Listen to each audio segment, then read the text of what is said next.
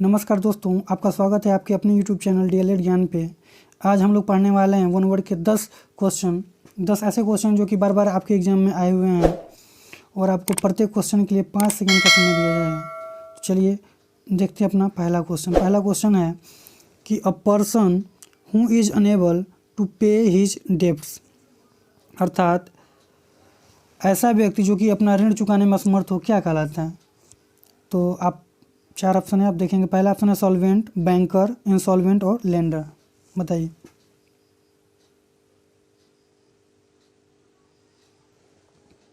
आपका सही आंसर होगा इंसॉल्वेंट, ऑप्शन नंबर 3। पहला देखेंगे सॉल्वेंट। सॉल्वेंट का मतलब होता है संपन्न, अर्थात ऋण मुक्त, संपन्न, धन से वो संपन्न है, उसके पास धन संपदा सब कुछ है। बैंकर का मतलब होता है नान भाई, बैंकर बैंक से रिलेटेड है। इंसॉल्वेंट का मतलब दिवालिया, जो कि कंगाल हो चुका हो। लेंडर का मतलब होता है दाता। तो आई होप आपको चारों ऑप्शन क्लियर हो गए होंगे। बढ़ते हैं अपने नेक्स्ट क्वेश्चन पे। अगला क्वेश्चन है वन हु कलेक्ट्स क्वाइन। कह रहा है कि ऐसे व्यक्ति को क्या कहेंगे जो सिक्के इकट्ठा करता हो। पहला है आर्कियोलॉजिस्ट, दूसरा है न्यूमिस्मैटिक्स, तीसरा है फिलैटेलिस्ट और चौथा है कनाइजर। बताएंगे।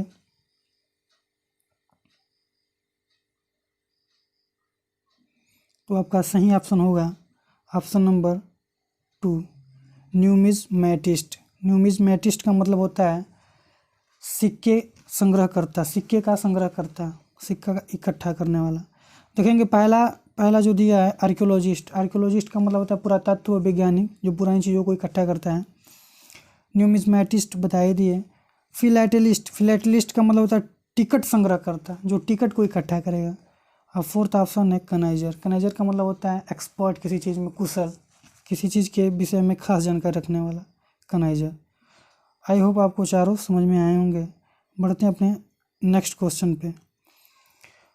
अगला है one who secretly listens to the talk of others, अर्थात ऐसा व्यक्ति जो दूसरे की बातों को छिपकर सुनता हो, गुप्त तरीके से सुनता हो, छिपकर सुनता हो, क्या कहलाते हैं। ऑप्शन है आपके स्पाई, डिटेक्टिव, इमेजरी, इप्सड्रॉपर।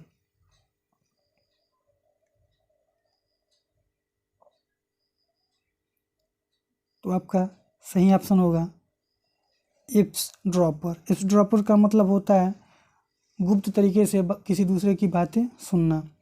देखेंगे स्पाई का मतलब क्या होता है जासूस। डिटेक्टिव का भी मतलब वही जासूसी होता है। इमेजरी का मतलब होता है राजदूत, जो भेजा जाता है जासूसी करने के लिए। इप्सड्रॉपर का मतलब होता है जो कि छिप कर दूसरों की बातें सुनता है। आई होप आपको चारों ऑप्शन क्लियर हुए होंगे। चलिए बढ़ते हैं अपने नेक्स्ट क्वेश्चन पे। अगला है one who stays away from school without permission. ऐसा व्यक्ति जो कि बिना किसी अनुमति के जो है स्कूल छोड़कर चला जाता है, उसको क्या कहते हैं। ऑप्शन है पेडेंट, सप्लीकेंट, मेंडिकेंट या ट्रूएंट। बताएंगे।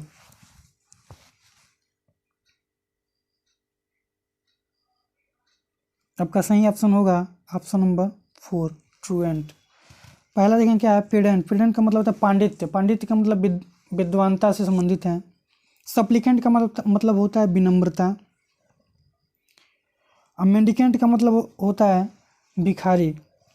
ट्रूएंट का मतलब होता है भगेड़ू। क्या होता है भगेड़ू, जो कि बिना किसी परमिशन के स्कूल को छोड़कर चला जाए, वो क्या है भगेड़ू।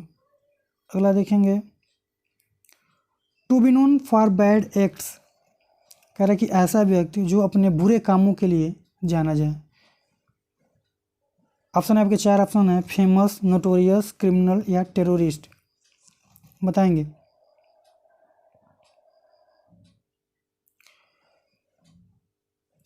सही ऑप्शन आपका होगा नोटोरियस। नोटोरियस का मतलब होता है कुख्यात।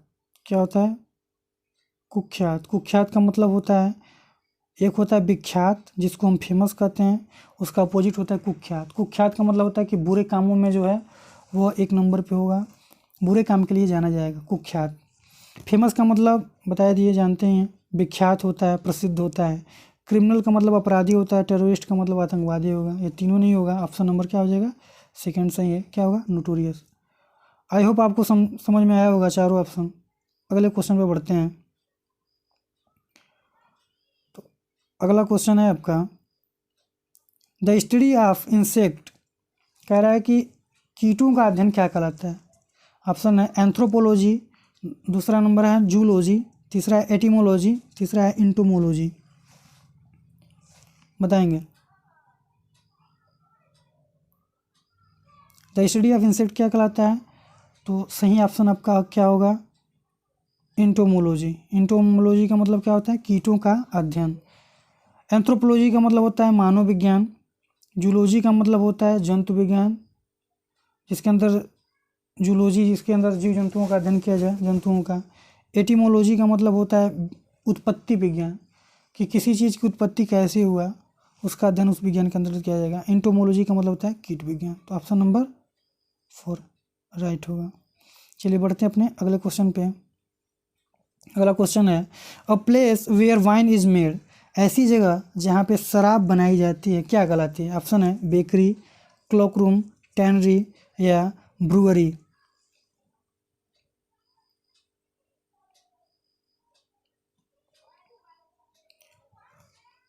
तो आपका सही ऑप्शन होगा ब्रूअरी। ब्रूअरी का मतलब होता है शराब बनाने की जगह। देखेंगे पहला जो दिया है बेकरी, बेकरी का मतलब होता है ऐसा स्थान जहाँ पे पावरोटी केक को बनाया जाए, वो बेकरी होता है। क्लॉक रूम का मतलब होता है सामान रखने की जगह। टैनरी का मतलब होता है चमड़ा बनाने की जगह।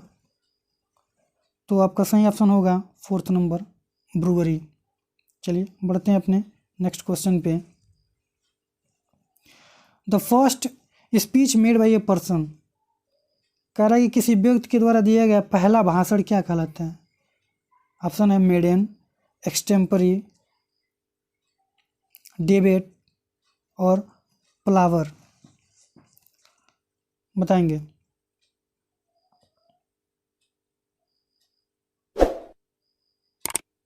आपका सही ऑप्शन होगा मेडन। क्या होगा, मेडन। मेडन का मतलब होता है प्रथम भाषण। एक्सटेम्परी, एक्सटेम्परी का मतलब होता है कि बिना तैयारी के दिया गया भाषण। डिबेट, डिबेट का मतलब होता है वाद विवाद, देख जानते हैं आप लोग। प्लावर, प्लावर का मतलब होता है मनाना, किसी को मनाना, किसी को पोलाइट करना।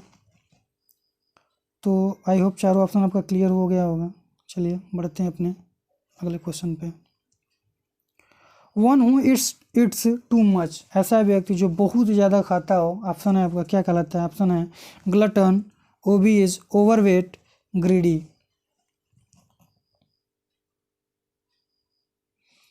तो आपका सही ऑप्शन होगा ग्लटन। ग्लटन का मतलब क्या होता है हिंदी, पेटू। क्या होता है, पेटू। ओबीज, ओबीज का मतलब जानते हैं चर्बी, चर्बी होता है। ओवरवेट का मतलब होता है कि ज़्यादा जिसका भार हो। और ग्रीडी का मतलब होता है लालची। तो यहाँ पे ज़्यादा खाने की बात किया है तो ग्लटन, पेटू। चलिए बढ़ते हैं अपने लास्ट क्वेश्चन पे, जो कि ये रहा। इसमें देखेंगे क्या कह रहा है। इसमें है कि which can not be corrected, जिसको सही न किया जा सके, जिसको सुधारा न जा सके, सही न किया जा सके, क्या कहलाएगा। पहला ऑप्शन है इनकरेजिबल, हार्डेंड, इनवल्नरेबल, इनक्यूरेबल। तो आप बताएंगे।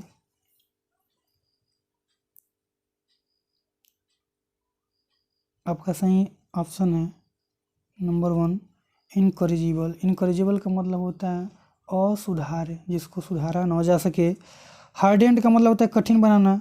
इनवल्नरेबल का मतलब होता है अजेय, जिसको जीता ना जा सके। इनक्यूरेबल, इनक्यूरेबल का मतलब होता है जिसको ठीक न किया सके।